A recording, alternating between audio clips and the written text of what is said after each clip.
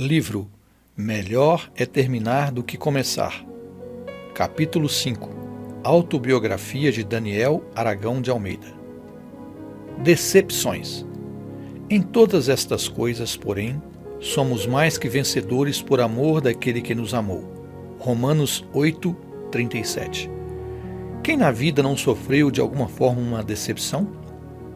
Aos 17 anos de idade, um ano após o segundo acidente, me apresentei ao Exército Brasileiro para cumprir a exigência legal do meu país. Eu tinha uma paixão muito grande pelo Exército e dizia para mim mesmo: se eu for classificado, vou fazer o melhor possível e seguir carreira. Eu quero ser um general. Ao chegar ao quartel para me apresentar, logo fui chamado para uma entrevista. De cara, o oficial já me rejeitou. Com uma estatura de 1,62 m de altura, dificilmente seria convocado a servir, e muito menos a ser um general, como eu pensava. Com queloide nos punhos, sinais do acidente, o queixo também apresentava avaria, além da cabeça, com os sinais do traumatismo craniano. Sem nenhum dente na parte superior da arcada dentária, ficou muito difícil realizar o sonho. Mas afirmei para ele: eu quero servir o Exército Brasileiro. O oficial ainda quis me ajudar, enviando-me a um oficial, a ele superior, com um bilhete. No caminho abri o bilhete e li: não é peixe. Não pude entender o significado da frase, mas lá fui eu, cheio de esperança. Após lhe entregar o bilhete, o segundo oficial olhou para mim e disse-me: você não tem condições de servir o Exército. Mas eu persisti: quero servir e seguir carreira. Mas não tem condições, ele afirmou. Em seguida, a frase que jamais esperava ouvir: você está dispensado do serviço militar. Disse-me o oficial. Não fui aprovado. Minhas esperanças caíram por terra. Dias depois, recebi em casa o meu certificado de dispensa do serviço militar. Ao vê-lo, senti uma grande frustração. Eu queria ser um general do Exército Brasileiro, talvez porque perto de minha casa tinha um jovem que servia ao Exército. Quando passava vestido naquele uniforme, eu achava bonito. A forma como fui criado também despertou em mim esse sonho. Perfeccionismo, disciplina exacerbada e muito trabalho infantil foi tudo o que conheci na minha infância e nada mais. A fuga. Um ano depois, por forças das circunstâncias e perseguição por parte de meu pai, fugi para Salvador, a capital da Bahia. A fuga foi muito dolorosa, pois não sabia o que o futuro estava me reservando. Humilhado perante muitas pessoas ao levar uma surra em praça pública, sem motivo aparente, saí da cidade às escondidas. A cidade é muito pequena e logo todos souberam o que tinha ocorrido comigo. O prefeito, o delegado e o juiz de direito, que me conheciam bem, pois nos próximos dias completaria 18 anos de idade, foram os primeiros a saberem. E eu soube depois que eles deram um puxão de orelhas no meu pai, durão e perfeccionista. Chiquinho, não se faz isso com um filho adolescente, especialmente em público, disseram eles. Passei uma vergonha sem tamanho.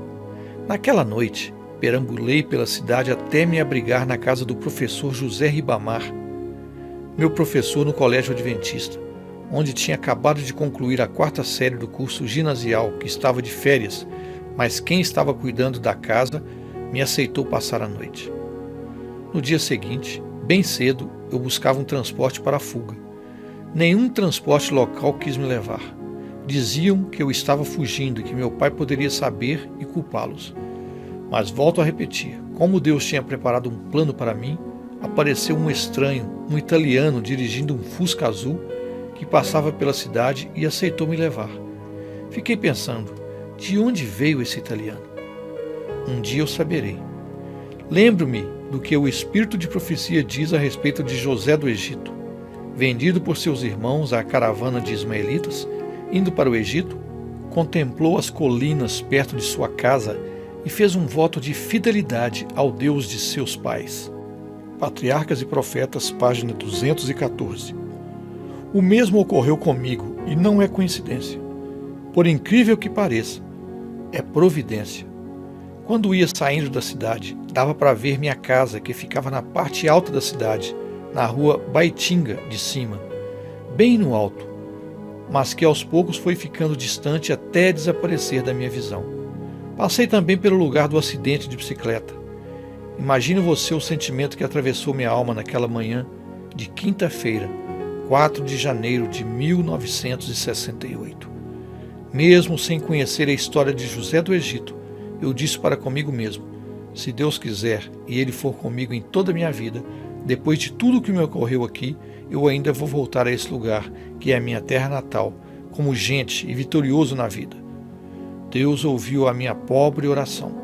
Somente 10 anos mais tarde voltei à minha cidade natal, como pastor ordenado ao ministério, e preguei meu primeiro sermão na Igreja Adventista do Sétimo Dia, na época a maior igreja não católica da cidade. Às vezes fico a pensar que eu tinha tudo para ser um jovem revoltado. Não tive infância. Como adolescente, levei muitas surras sem saber os motivos, e algumas em público. Em muitas delas fui ferido a ponto de sangrar. Sofri 2 graves acidentes. Ainda aos 11 anos de idade fui rejeitado pela Igreja Católica Romana. Aos 17 fui rejeitado pelo Exército Brasileiro. Ao completar 18 anos tive que fugir de casa após ser espancado em público. Tinha na personalidade indícios de retração.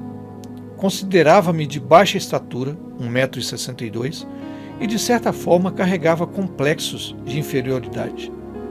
Diante disso tudo, e do que tinha me ocorrido até aquela data, o meu horizonte não era promissor. Mas Deus é maravilhoso. Muito antes de tornar-me seu filho pela fé em Jesus, porque isso só ocorreu 1 ano depois, Ele ouviu minha oração e resolveu em sua bondade me abençoar. Até mesmo a minha estatura de 1,62 m foi rapidamente para 1,68 m. Não sei como isso ocorreu. Atualmente estou com 1,69 m. Eu posso dizer sem medo de errar que Ele me acompanhou em todos os meus passos e me fez crer que dias melhores estavam por vir. E por toda a minha vida sempre tive essa certeza, como disse Guilherme Miller: estou preparado para o pior, esperando o melhor. Toda vez que enfrentei dificuldades no exercício do meu ministério pastoral, vinham à mente esses fatos, e então destemidamente as enfrentei com vitórias.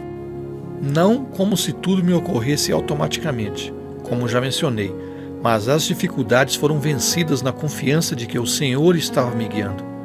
Assim como Deus fez de José um vitorioso, a mim o fez também. Por isso é que o meu personagem bíblico, depois de Jesus, é claro, é José do Egito, porque para mim há alguma semelhança entre nós. Ainda mais à frente você vai saber mais a respeito.